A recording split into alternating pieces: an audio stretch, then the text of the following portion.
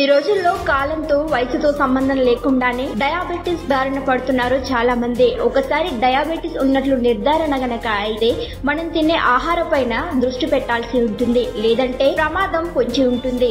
కానీ డయాబెటిస్ మనుషులకే కాదు, ఈ మధ్య పెంపుడు జంతువులకు సంక్రమిస్తోంది.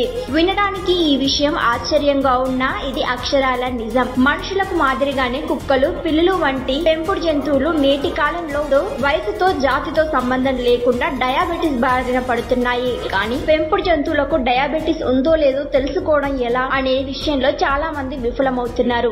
ఈ లక్షణాలను ఎలా గుర్తించాలో ఇప్పుడు మనం తెలుసుకుందాం. పెంపుడు జంతువు నీరు త్రాగటం లేదా మూత్ర విసర్జన ఎక్కువగా చేయడం, నిద్రలు మత్తుగా ఉన్నట్టుగా కనిపిస్తే వెంటనే జాగ్రత్త పడండి. మీ పెంపుడు జంతువుని ఎప్పుడు కనిపెడుతూ ఉండండి. తరచుగా పెంపుడు జంతువు ఆరోగ్యాన్ని చెక్ చేస్తూ ఉండడం ఇంకా మంచిది. మధుమేహం ఉన్న పెంపుడు జంతువులు అకస్మాత్తుగా బరువును తగ్గుతాయి, బలహీనపడటం లేదా కొన్నిసార్లు వణుకు రావటం, ఆకలిగా లేకపోవడం, తనకు నచ్చిన ఆహారాన్ని కూడా తినడానికి ఇష్టపడకపోవడం వంటి సమస్యలు కనిపిస్తే నిర్లక్ష్యం చేయకండి. అలాగే ఇలాంటి లక్షణాలు కనిపిస్తే సమయం వృధా చేయకుండా వైద్యుడిని సంప్రదించడం మంచిది. వైద్యులు సిఫారసు చేసిన విధంగా పెంపుడు జంతువును తినే ఆహారాన్ని మార్చాలి. దాంతో పాటు జంతువు మధుమేహంతో బాధపడుతూ ఉంటే తగిన జాగ్రత్తలు తీసుకోవడం, తరచుగా వెయిట్ చెక్ చేయడం, నిపుణుల అభిప్రాయం ప్రకారం 2-3 వారాలకోసారి సాధారణ చెకప్లను చేయించడం, రక్తంలో చక్కెర పెరుగుదల ఉందో లేదో తెలియజేసే పరికరాలను ఉపయోగించడం చేయాలి. అంతేకాకుండా సమయానికి వాటికి తిండి పెట్టాలి. పెంపుడు జంతువులకు డయాబెటిస్ ఉన్నట్లు నిర్ధారణ గనక అయితే వాటికి ఇచ్చే ఆహారాన్ని మార్చడం తప్పనిసరి. జంతువులను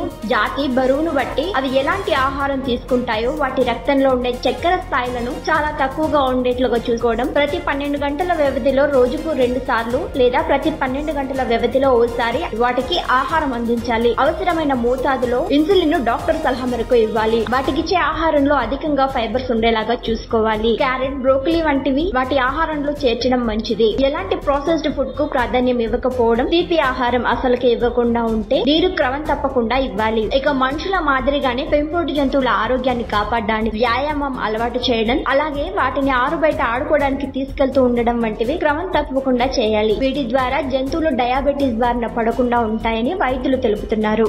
ఈ వీడియోను లైక్ చేయండి, షేర్ చేయండి. మరిన్ని ట్రెండింగ్ వీడియోల కోసం న్యూస్ 18 తెలుగు యూట్యూబ్ ఛానల్ ను సబ్స్క్రైబ్ చేసుకోండి.